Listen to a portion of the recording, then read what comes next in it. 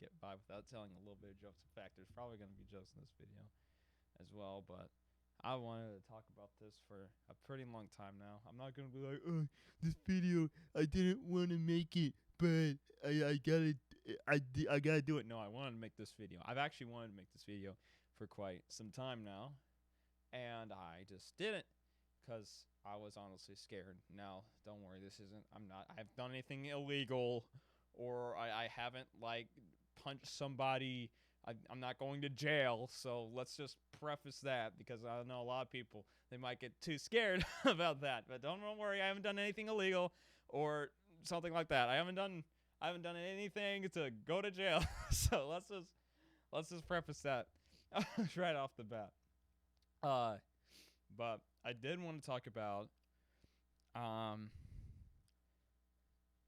some stuff I have been fighting over the past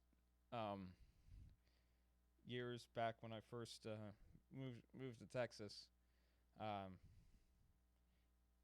it's not really easy for me to talk about, but I'm gonna see if I can try to do it anyway. So, sorry, it's difficult for me. So the when I first came to Texas, I had a really good friend base back in Arizona. It was fantastic. I thought it was heaven, pretty much. It was the best thing. But my grandpa got Alzheimer's in Oklahoma, my dad's side of the family. So my dad wanted to be closer with them. So we moved to Texas. So my dad found another job opportunity in Texas. Within the same company, so it was an easy transition.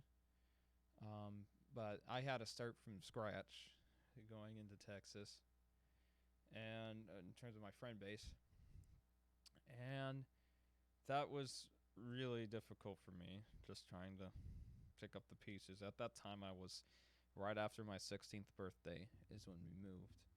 I don't remember. I think it's like April, I think, was the time we moved. But it was a year after my 16th birthday. We moved to Texas. And I had the hardest time trying to find friends there. There was a couple, because, like, okay, I'm a Christian, big time. If you know me a little bit, you know I'm a Christian or whatever. So, yeah, I found friends through church. That's how you did it. That's how you had it. I can't talk. That's how you found friends, man. And so, that's what I tried to do for the longest time. And there's a clique going on in the congregation that made it extra hard just to really form any friendships, and that really drained me for a bit. But that's not the main issue, I guess. And then when I turned a couple years later, I was still just fighting loneliness. I fought loneliness like the entire time, and it was really hard for me. Another, like, yeah, it's still hard, huh?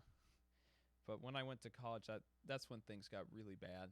Because originally, I thought I was feeling bad, like I had a rough patch, you know? It's what happens in life. You hit a rough patch, and life really stinks for a little bit. And I thought I was going to get over it. But I guess that didn't happen for a little bit. So when I went to college for a couple of semesters, that's when things got really bad for me. Like, I was completely apathetic. I had zero friends. All I had was school, and that was it. I had, like, zero friends outside of that. And I would go home. This is when I drank a lot of Dr. Pepper. It's I remember I would go to my room and I'd have the lights turned off, and I'd just stare at a wall. A lot of the time, I just have my lights turned off in my room and I'd stare at a wall. And that's like the situation I was in for a bit. And you had the occasional people that you'd hang out with like a little bit, and then those relationships really didn't last, and then they move or do something else, and then you just don't have that relationship anymore. And just going through my college years, I really didn't have time to hang out with anybody because I was either studying or doing something else. Except on break, I guess.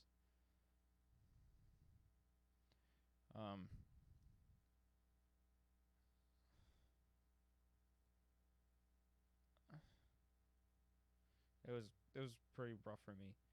Just I remember like I would cry so often, just being so stinking alone, just wanting somebody. And there were people younger than me that I would just try to find worth, I guess, would be my best guess. So I would have, there's a group of younger teens that I'd have over to the house, and I do that about every week. And I try to find something that kept me ticking for a long time when I was back in college. So we would go out and do stuff. And we'd go out, take them to Six Flags and stuff, and we did that for a bit. And then I just got hardcore. Well, they all started. Usually the team group started breaking up because then they got jobs and stuff, and so I was like, well, I guess it was time for me to move on in that field. But usually in that period,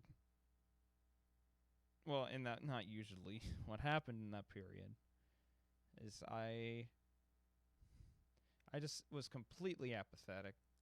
I remember driving home several times from college, and at the four-way stop before I turned into my house, I remember thinking about this, just wanting a semi-truck just to run into my car. Because that was the only thing. I just was tired of living at that point. I didn't want to, I had no suicidal thoughts, but I honestly yearned for something to put me out of my misery. I remember that. I remember thinking that at that stop, at that four-way stop. I just remembered that. That's something I won't forget. My little Toyota RAV4. Just looking at the left, and it's just like, man, I wish a car ran into me and I wouldn't have to be here anymore. I wouldn't kill myself. That's something I would never do. Just in terms of my personal beliefs, I wouldn't do that. But I really felt apathetic that day. And then that continued for me for quite a bit. I just constantly felt like that for about a couple of years until I got my first job working at Fry's Electronics. That's when stuff started to get better for me. I certainly wasn't mentally well at this point. I still had a lot of social issues just because I still have social awkwardness still, but not nearly as bad. When you get into the retail workforce, I mean, it's like, oh, retail stunk, but I honestly love working. I love working. That's my favorite thing to do. Then I worked at Fry's Electronics, and that was really good for me. There's a group of people there that we used to hang out about lunchtime. We would go out, and I remember them inviting me on Sunday, and then we went out to city, and we ate at like a burger joint. We went to a couple comic book stores. It was great. It was really great. That was a lot of fun. That was really enjoyable, and I really enjoyed my time when I mean, the pay was trash after Black Friday. Like, there was no commission on anything. I was a salesman there, but that's besides the point. Truth of the matter was, I felt a ton better at that point. And then everybody got their hours started cutting. Oh my word, I cannot talk. Everybody's got their hours cut, and they had me actually on the schedule for 2 days, but I was gonna quit before that, so that's when I moved on to UPS. And this is kind of the dark ages. Actually, the first part of my move to Texas was the dark ages, but this is like the dark ages, the second coming of the dark ages before. So this is the second part. This is part 2, because it was better than the first one, just like JoJo. But anyway, part 2, UPS. That was the thing. This video is not going to be edited, by the way. I don't think I should edit this. This is more like a personal testimony. I don't think I should have. The only thing I'm going to do maybe is put the subs out. I might just read them off. I'm going to do that. That's probably better, because it takes a long time for me to edit it, and I might miscap it. So I might as well just say every sub, and I'll probably have to pull that up at the end.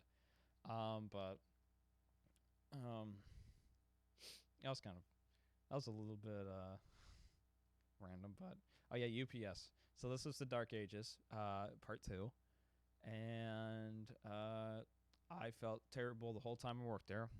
I worked as a loader, so I'd help load trailers and all that sort, and I get heat stress a lot. I get heat stress a lot there.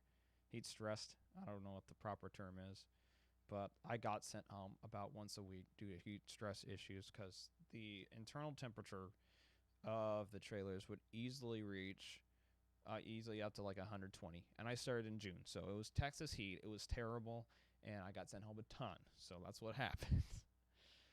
So I did that, and then my boss at the time, my first boss at UPS was awesome. I love that guy. He was awesome. So he ended up sending me. He had to send me to a different department because obviously you can't have me get sent home like once a week. That's not gonna work. And then I got sent to a different department where I worked as a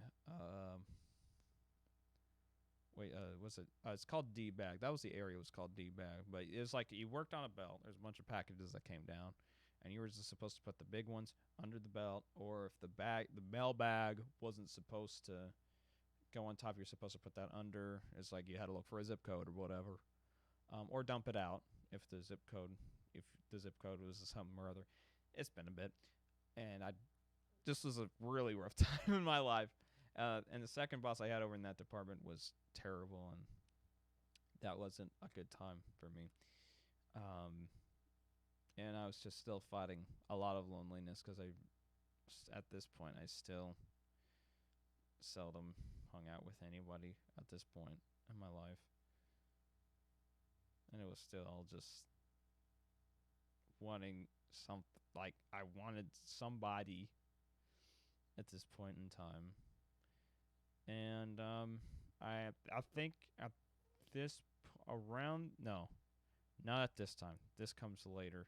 No, actually around this time I would say is where I reconnected. If there's one ex machina, whatever you want to call it, hero that really helped me through this time would be Voya Gamer, which is now his name is stinking DJWR1337. I think I had the stinking consonants right in that order. Because he changed his name, and I can't keep up because brain big slow. Anyway, if there was anybody who helped me keep my sanity, was my friends from Tucson, definitely, and him. And I can't thank you guys. I can't thank you guys enough for that because that really helped me in that time. Because I know I would have lost my marbles. I thank you guys a lot for that. So after part 2 Dark Ages was over, I was unemployed because my boss actually I was part-time, and so my boss had said that I ran out of part-time hours because I was trying to take off for Christmas. And I take off a lot of time off of work. I take off like once a week. Well, a week out of every month. Like every month is usually my average. But I'm part-time, and usually the people are pretty considerate about that. They were considerate about that when I was worked at Fry's Electronics. But at UPS, my second boss there, he was not good. He was a big old meanie. But yeah, he was that guy. He said I ran out of hours to take off, which made no sense because I am part-time. You don't have a certain amount of hours. Like whatever. It was dumb. But and let's see what else happened. There's another thing. Oh yeah, I locked my keys in my car one time, and he told with it running. It was running. My car was running. And he said, just work until, like, yada, yada, yada. I'm like, well, no, I can't because I locked my keys in my car, and it's running, and I need to go home. I need to unlock. I need to get the keys out of my car. And I thought I had a spare key fob in my wallet. Wasn't there. So I was walking around town because I couldn't remember my mom's phone number. I couldn't remember any phone numbers, and my phone was in the car. You can't bring your phone inside the facility of UPS unless you have, like, a phone pass or something. I didn't have one of those. So... So walking around town, like, trying to find a payphone or something, trying to get somebody that's like, do you know, like, a locksmith or something? He's like, oh, no. And so, yeah, so I had like no other option. So I just sat in front of my car and just waited, just sat there. And I was like, okay, what am I going to do here? Until there's this one guy, I won't forget his name. His name was Colton, and he was a driver for UPS. He's like, hey, bro, are you okay? I'm like, well, no, not really. I locked my keys in my car with it running, so I'm up a creek with no paddle, or something like that. I said something like that. Or I just said the car was running with the keys in, or something like that. He's like, oh yeah, I've been there before. He's like, hey man, I can get you an Uber if you want me to. I'm like, oh yeah, that'd be great. Yeah, because my phone was in the car too, so I had like no access to the outside world. And so he said, well, he looked at the address, and then he's like, well, you know what? You're on my way home. I'll just drive you there myself. I'm like, oh, sweet. And so he actually drove me home and stuff. So that was epic. So I won't forget you, Colton. That was pretty cash money of you, and I appreciate that. And so that was, and then at that straw, and then I went back to UPS to try to get I got my keys out of the car and whatever. But my supervisor said I was clocked in. I didn't clock in. He had a habit for clocking other people in. When they were just supposed to get, that's what he'd do. He'd clock other people in, which you're not supposed to do, but he did it. And so he said I clocked in without, and then left work, abandoned work. But I let everybody know why I left in the first place. It's because I was trying to get the keys out of my car. But I made a mental note not to clock in, so I didn't clock in. But he did anyway, but it doesn't really matter. So I got sent home. He sent me home. And that was like the last straw. Then I pretty much quit after that. Anyway, that was a little bit of a rant. This video is 17 minutes long. I just looked at the recording thing. This is stupid. Anyway, after that, I had this case of strep throat that kept me out for a little bit. So I was jobless at this point in time. But then I knew a guy who worked at Chop Shop. And he said he could get me on. And so he did. So that was epic. And that's my new place of work. And this was it's funny because this was in March. This is right before lockdown hit. So I got a job right before lockdown hit, and they kept me on. And when they opened back up again. So that was awesome. And now I drive for them now. So I'm there to stay. And it's been great. Honestly, 2020 has actually been a great year for me. Fun fact, like the people there at Chop Shop were great. They treat me really well and whatnot.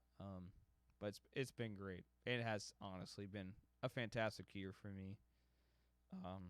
And I had all my friends from Tucson. They had a road trip. I don't know if you guys knew this. I had like a live stream, a Dark Souls stream where we all played Dark Souls. Obviously, I mean it's a Dark Souls live stream. I'm stupid. I can't think. But anyway, they had a road trip just to come over and see me. That's why they did that. They had a family that they saw too, but they did it to see me. And that, oh my, I can't help myself with that. That's just, if you can get like somebody to do that for you, man, you made it.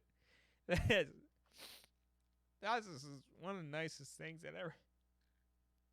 That's just one of the nicest things that ever happened to me my whole life. It was just, I had that happen in August, man. That was absolutely fantastic. And I want to trade that for the world, man. I want to trade that for a second. And they stayed for like a week. It was definitely like the highlight of these 5 years. Oh. And then I had a flight. To Tucson. You say what you will about me trying to fly during stinking not lockdown, just flying during COVID. I wasn't really too comfortable with it either, but I wanted to see him for my birthday. That's what I wanted to do. So that's what I was thinking, did. And we had a fantastic time. I stayed in my friend's house the whole time, and I slept on the couch because that's what I did. Every time I go to Tucson, I sleep on the couch. That's what I did. And they had a surprise birthday party for me. They had no idea that they were gonna do, and that was awesome. I had no idea, And then we also had the season 2 DLC for friends that I've made there. And some came for the road trip, but some weren't able to. We have Robert, Moises, we have Ezra, and then we have Thomas and William, and that's like the season. Oh, and Alex. I think I got everybody. Robert, Ezra, Thomas, and William, Moises. Yeah. And those are that's like the season 2 DLC. You know, you had the season 1 DLC, who like the friends I already knew, and then season 2 DLC was all them, and that was what I call an epic sauce moment. So those are the new guys. That showed up and whatnot, and we hung out at an arcade and whatnot. Yeah, just 2020 has, funnily enough, has been one of the best years that I ever had, hands down. And I wouldn't trade it for the world.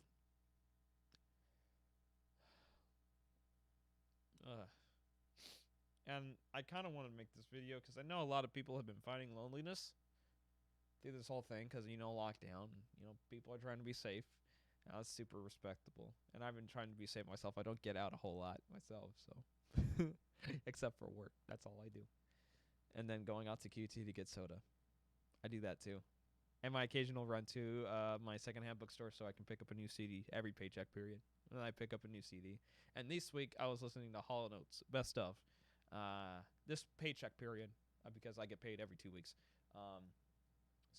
But I actually already have that CD, so I was just listening to that this paycheck period. So this one I'm gonna try to find a Kenny Loggins CD. I'll probably rock out to that. But the reason why I want to make this video is just to get out my personal experience, and then, like I said before, until I rabbit bunny trail, I went off went somewhere else in my thinking. Anyway, I know a lot of people have been fighting loneliness over this COVID lockdown, and people trying to social distance and trying to be safe at home.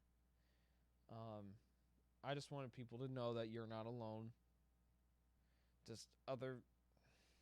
Being lonely really stinks. I know how that feels. I just wanted to let everybody else know that you're not alone in that. So it took me 22 minutes and 46 seconds to say that. But yeah, that's what I've been trying to say. But I should have made this video a long time ago. This is something I've been wanting to say for a long time, but it wouldn't have had a happy ending if I didn't wait till this year. So I want to do this for the holiday season. It makes sense because a lot of people will struggle during the holiday season. Some people have really good memories, and some have really bad. Or some people might not have the ability to see their friends or family on the holidays, and that's really sad. And I wish you the best, and I hope things get better for y'all out there because I know it can be pretty rough. But anyway, yeah. Thank you guys so much. Oh, before I close this video, I do want to thank Big Bear Lucky. Like, that guy is crazy. He's mad. He's gone mentally insane. Not really, but he's crazy. He has donated like a quadrillion subs to the channel. I can't put it on a calculator. It breaks the calculator pretty much. It breaks the calculator. But Big Bear Lucky has got to tens of subs, stinking tens of subs to the channel. A lot. He's gifted a ton. He has gifted a ton. Honestly, the mad lad is a mad lad. So I can't thank you enough, Big Bear Lucky, for all the support you've given me over the years. And that guy's crazy. And then also, obviously, all you guys for sticking around as long as you have. I really appreciate all of you. And the fact that I streamed on Twitch was a helpful way me during my rougher times. Streaming on Twitch gave me a nice little escape. And I really appreciate all of you for tuning in and sticking around for all my shenanigans. But yeah, thank you guys so much for watching this video. I really appreciate all of y'all. God bless you, super awesome people, and have a super fantastic day. God bless and goodbye. I had to look to see if I'm gonna click the right button here. Okay.